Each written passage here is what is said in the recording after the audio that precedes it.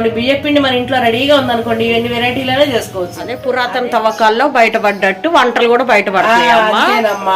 మధ్యలో మర్చిపోయారు, మళ్ళీ ఆ వెనకటి పద్ధతులకే పోతున్నాం. ఇప్పుడు మనం వాటర్ కొంచెం కొంచెం వేసుకుందాం, ఒకేసారి పోతే లూజ్ అయిపోయి మళ్ళీ బాగోదండి, కారిపోయింది.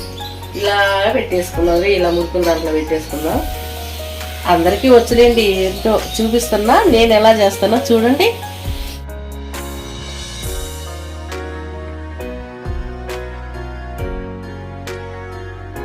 మీరు ఏ పిండి ఉన్నా మీ పిల్లలకి ఇలా చేసి పెట్టుకోండి. రాగి పిండి, జొన్న పిండి, సజ్జ పిండి అని మీరు అలా పిల్లలకి అన్ని రకరకాలుగా ఇంటికి వచ్చేసరికి స్వాస్ పిండితో ఇలా చేసి పెట్టుకోండి. చక్కగా పిల్లలు ఏ చాక్లెట్లకి ఏ కొట్టుకాడికి డబ్బులు ఎత్తుకొని పోరండి, ఇంట్లో చక్కగా ఇయ్యే తింటారు, పాలు తాగుతారు, చక్కగా ఈ హోంవర్క్లు చేసుకుంటారు, చదువుకుంటారు, అలా ఉంటారు పిల్లలు చక్కగా.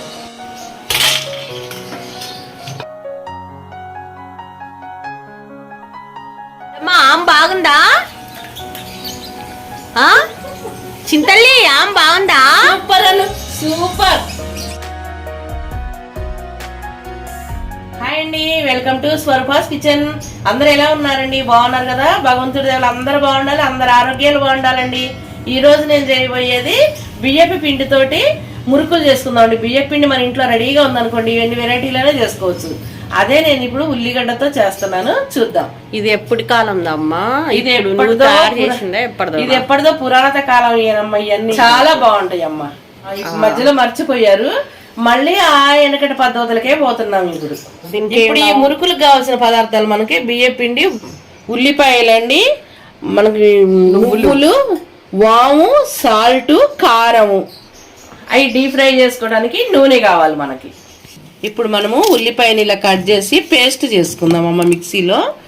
ఉల్లిపాయ పేస్ట్ మెత్తగా ఉంటే మనకి మురుకులు దిగుతాయి చక్కగా. దీన్ని మిక్సీ పడదాం. ఈ ముక్కల్ని తీసేస్తున్నానమ్మ, నలిగింది. మనం ఈ పేస్ట్ అంతా ఇందులో వేద్దామండి. బియ్య పిండిలో వేసుకోవాలి.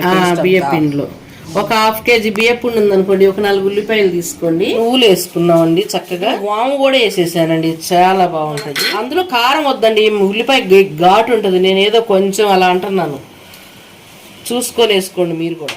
సాల్ట్ అండి, మనకి రుచికి తగినంత, మనకు సాల్ట్ ఎంత తింటామో అంతే. ఇప్పుడు ఇది కలిపేసుకుందాం పిండిని. వాటర్ ఎక్కువ పట్టబండి, మనకు ఉల్లిపాయ నీరు ఉంటుంది కదా, ఈ ఉల్లిపాయ నీరు ఉంటుంది కాబట్టి వాటర్ పట్ట. చూసారా ముద్ద అవుతుంది. ఇప్పుడు సాలేదు కాబట్టి కొంచెం వేసుకుందాం కలిపి చూసి వాటర్ని. అమ్మ మర్చిపోయాను, ఉల్లిపాయలు ఎన్ని వేసావే?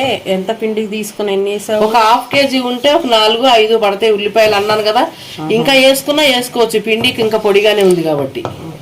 నేను 4 ఉల్లిపాయలు. ఉల్లిపాయ అసలు ఉల్లిపాయ రసంతోనే సరిపోయింది కూడా, వాటర్ పోయకుండా. అలా వేసుకోవచ్చు ఉల్లిపాయ, మరీ ఎక్కువ వద్దులే.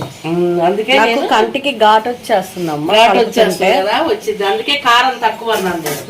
అవును, కానీ చాలా రుచిగా ఉంటాయి. కానీ ఈ పిండితోనే చేయాలని లేదు, బియ్య పిండితోనే. మీరు రాగి పిండితో, జొన్న పిండితో, దేనితోనైనా చేసుకోవచ్చండి. వీటిలో బియ్య పిండి బదులు నేను రెడీగా ఉంది నాకు బియ్య పిండి, అందుకే బియ్య పిండితో చేస్తున్నాను నేను, అంతే. వాటరు కొంచెం కొంచెం వేసుకుందాం, ఒకేసారి పోతే లూజ్ అయిపోయి మళ్ళీ బాగోదండి, కారిపోయేది. ఉప్పు చూద్దామండి, మనకు సరిపోకపోతే కొంచెం వేసుకుందాం. కొంచెం వేస్తానండి, సరిపోలేదు ఉప్పు, కొంచెం వేసుకుందాం. చాలండి. సాల్ట్ వేసాం కదా, మళ్ళీ మంచిగా బాగా ముద్దగా కలుపుకుందాం ఈ పిండిని, చాలా మంచి స్మూత్గా. ఆయిల్ పోసానండి, ఆయిల్ వేడెక్కనిచ్చినాక మనం ఇక మురుకులు ఒత్తుకుందాం. చెప్పాను కదండి, ఈ బియ్య పిండి ఉంటే ఎన్ని రకాలైన చేయొచ్చని. దీంట్లో అల్లము, పచ్చిమిర్చి వేసి, పెద్దలపాయ వేసుకొని ముక్కలు ముక్కలుగా కచ్చితే కచ్చాపిచ్చిగా కారపప్పల్లాగా కూడా చేసుకోవచ్చు మనము.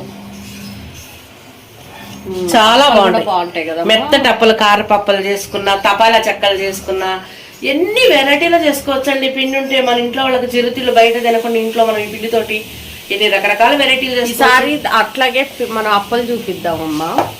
అప్పలు కూడా చేద్దాం. సొరకాయ అప్పలని, బీరకాయ వేసి బీరకాయ అప్పలని, ఇలా రకరకాల కూరగాయలు వేసి రకరకాల అప్పలు చేసుకోవచ్చు. చూడండి మనం ఎంత చక్కగా ముద్ద చేసామండి. చూడండి ఎలా ముద్ద చేసుకున్నామో పిండిని. ఈ ముద్దని ఇది రోటీ కూడా చేసుకోవచ్చు అండి. మనం గోధుమ చపాతీలు చేసుకున్నట్టుగా రోటీ కూడా చేసుకోవచ్చు, బియ్యపు రోటీ. ఇప్పుడు దీన్ని మనము ఇక మురుకులు దాంట్లో పెట్టేసుకున్నాం ఈ గిద్దెల్లోకి. మురుకులు దాంట్లో కూడా ఇలా పెట్టేసుకున్నాం. ఇలా మురుకులు దాంట్లో పెట్టేసుకుందాం. అందరికీ వచ్చులేండి, ఏంటో చూపిస్తున్నా నేను ఎలా చేస్తానో చూడండి. ఆయిల్ కాగిందండి, ఇప్పుడు మురుకులు ఒత్తుకుందాం మనం.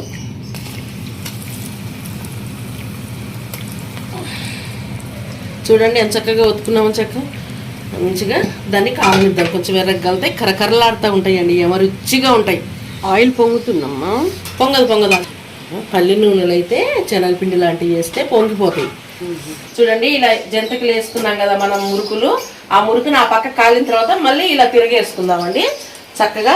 ఏదమ్మా ఇది మళ్ళీ నేను ఇగో ఇలా తిరగేసాను అనమాట. దీన్ని కాలాలా ఎర్రగా ఇంకా ఇలా పెట్టాను కదా, మళ్ళీ దీన్ని కాలిన తర్వాత మళ్ళీ ఇలా తిరిగేసుకుందాము.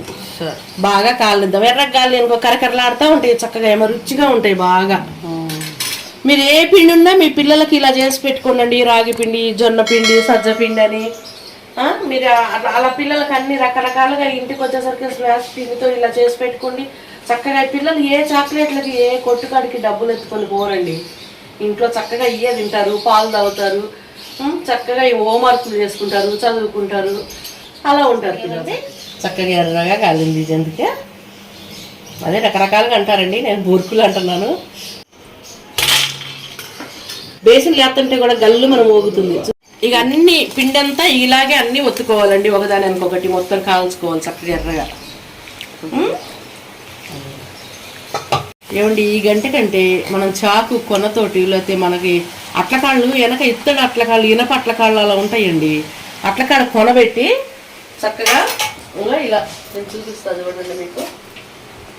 ఇలా చూడండి అట్లకాడ కొనబెట్టి మనము ఈ మురుకుల్ని ఇలా లేపేవాళ్ళండి. చక్కగా భలే వేసుకోవచ్చు ఆ గంటల కన్నా కూడా. వీటితో చక్కగా వస్తాయి. చూడండి ఇంకా అయిపోయినాయండి మనకి మురుకులు చేసుకోవటం. చాలా బాగా వచ్చినాయి కదా, చాలా బాగా చేసుకున్నాము. ఇప్పుడు ఇక అయిపోయినాయి, తీసేస్తాను. రెడీ అండి మనకు మురుకులు. బుడ్డమ్మ ఆమె బాగుందా? చింతల్లి ఆమె బాగుందా? సూపర్ అను సూపర్. చూసారు కదండి మనం ఎంతగా బియ్య పిండితో ఎంత రుచికరమైన మురుకులు తయారు చేసుకున్నామో. మీకు ఈ వీడియో కనుక మీకు నచ్చినట్టయితే లైక్ చేయండి, షేర్ చేయండి, సబ్స్క్రైబ్ చేయండి. నాకు ఛానల్కి సపోర్ట్ చేయండి.